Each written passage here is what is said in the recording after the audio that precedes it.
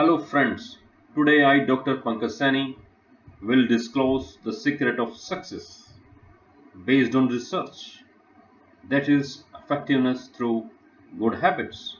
Today I am going to cover these points: paradigm and principles, factors of success, private victory, public victory, self-renewal. Basically, these are the habits. Before I begin with the presentation, I want you to understand the meaning of paradigm, mental image of the way things are, or map the through which we see the world. Basically, how we perceive the things based on our family background, education, and experiences. Paradigm shift means there exists a different perspective, a viewpoint that may be different. Two people can see the same thing and yet differ with each other. It is possible and quite natural. Let's understand with an example. Claudius Ptolemy, he was an Egyptian astronomer. First, he discovered in this universe, Earth is the center of universe, and all people, the whole world, believe this truth for many centuries. Later on, one person, Nicholas Copernicus, revealed the truth.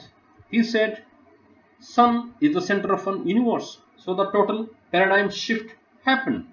Let's take another example. Newton laws of motion that were considered basis for modern engineering were considered a complete laws, but later on, with the theory of relativity done by Einstein, made a paradigm shift because earlier laws of physics were impartial and incomplete.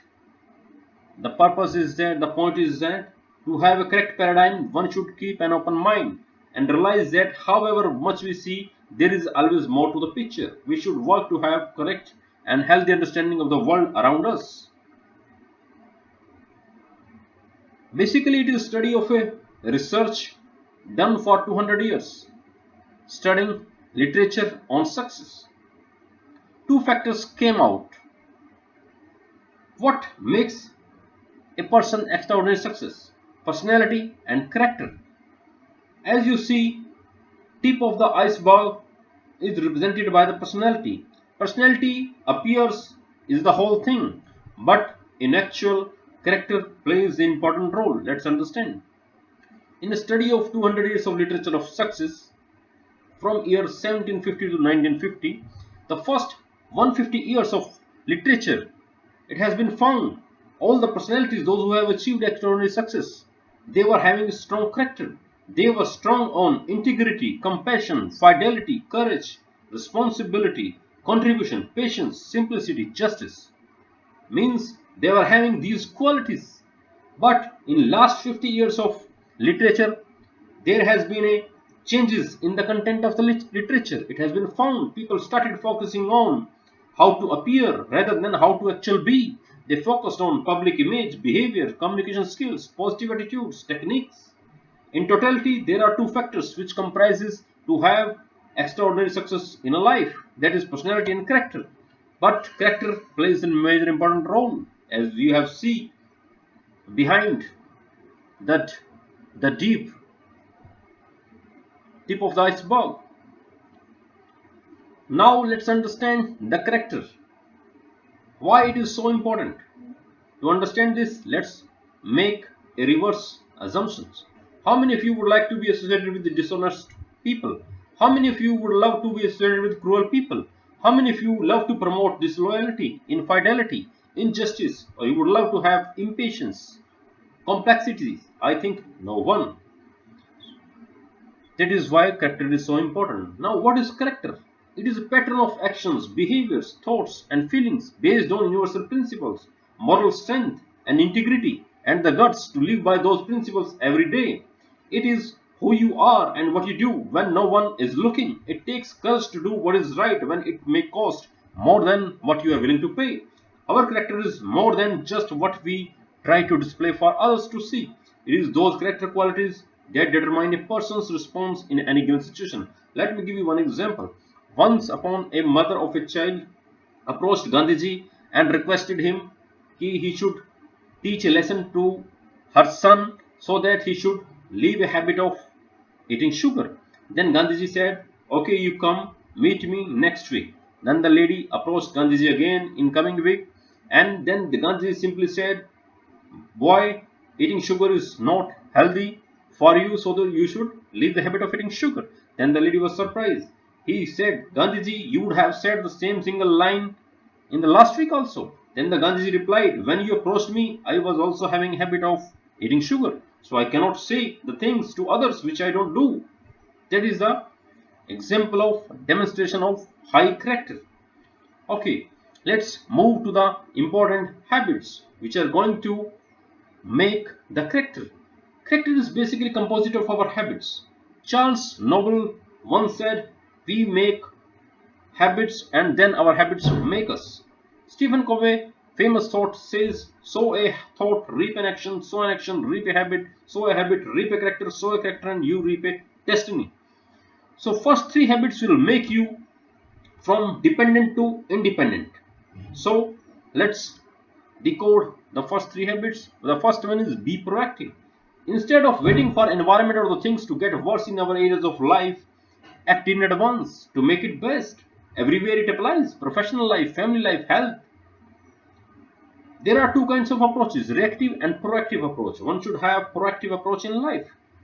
Let's understand in detail. Two circles you are able to see, circle of influence and circle of concern. Circle of influence is the things for which we can do something, and circle of concern, all the things which worry us. Inflation in our country, corruption problem, traffic problem, pollution, everything for which we have a concern. We put all these problems in our circle of concern. But it is being recommended one should focus always on the things which lies in circle of influence. For example, you are moving and you come across a red light. You don't have any control on the red light, but you have a control whether you jump the red light or to wait for a green signal. So one should focus on circle of influence. The second habit says begin with the end in mind. If you get a chance to attend your own funeral, what would you like to listen about yourself from four category of people? Family members, friends, colleagues, and religious community people. All of us play different roles in our life. Sometimes we are playing a role of employee, sometimes husband, sometimes son, brother, sister, sometimes social worker, friend, entrepreneur, self.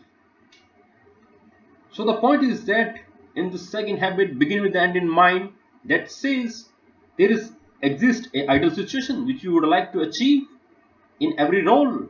So always begin with the end in mind, how you would like to end the things, how you would like others to say about you when you are going to die. So always begin with the end in mind, that habit says. The third is put first things first, means prioritize. Let's understand this habit through the time management matrix, how to prioritize the things. All the activities which we do in our life can be categorized into the four quadrants.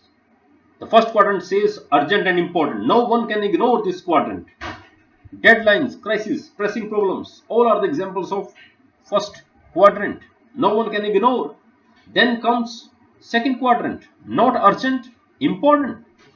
A normal person always ignore this quadrant, and research recommends all the people, those who have achieved extraordinary success in life, they always focused on second quadrant. Third, not important, urgent.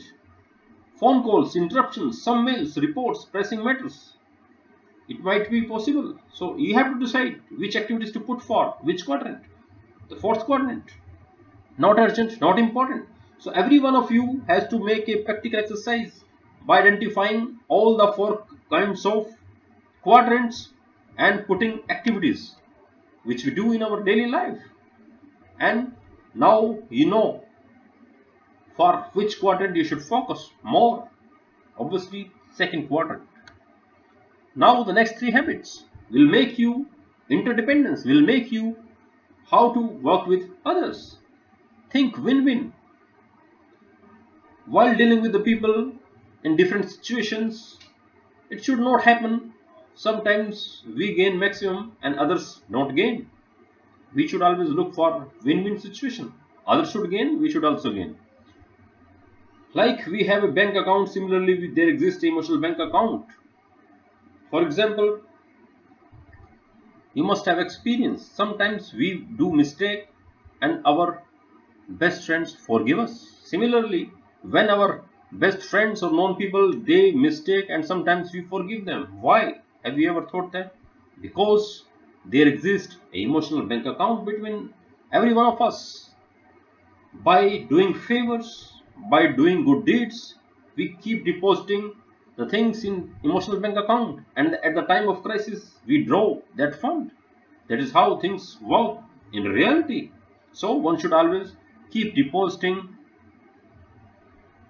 good deeds, favors in that emotional bank account which we maintain with others.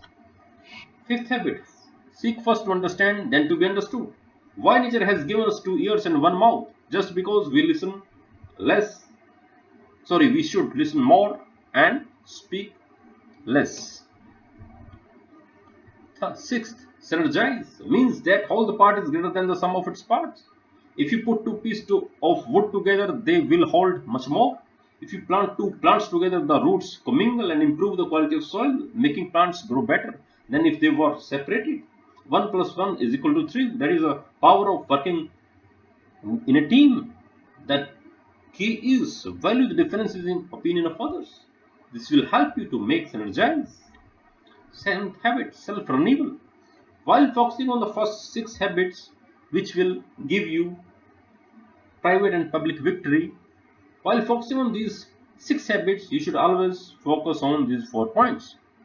You should have a good health, physical, beneficial eating. It is being recommended. Eating right food, exercising, resting, social, emotional. Making social and meaningful connections with others will make you emotional and social strong. Mental, learning, reading, writing, and teaching good things, good stuff will make you mentally strong. Spiritual, spending time in nature, expanding spiritual self through meditation, music, art, prayer, or service. So one should focus on these 4 points. That is called sharpen the saw. With this, I'm ending with this video. Thank you for watching this video. Thank you.